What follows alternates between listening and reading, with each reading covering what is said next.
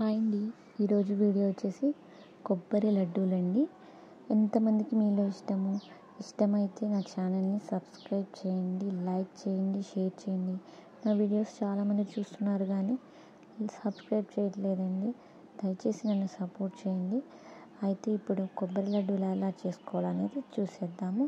అందరూ కూడా కొబ్బరి లడ్డూలు అనేవి కొబ్బరి బెల్లంతో చేస్తారు.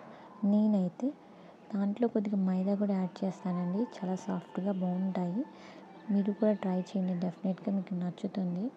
అయితే ముందుగా కొబ్బరి చిప్పలు అనేవి మనము చిన్న చిన్న ముక్కలుగా కట్ చేసుకొని మిక్సీ పట్టానండి. నేనైతే తురుముకునే మిషన్ ఉంటే తురుముకోవచ్చు, లేదు నా దగ్గర, అందుకే మిక్సీ పట్టాను.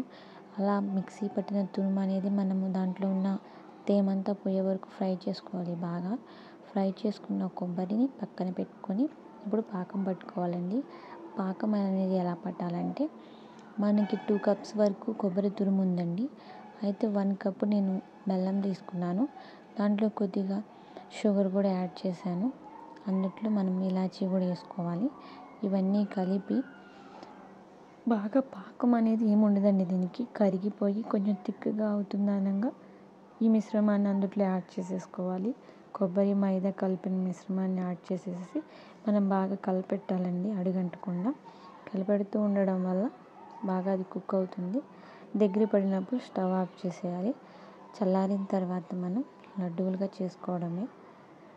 చాలా టేస్టీగా ఉంటుందండి.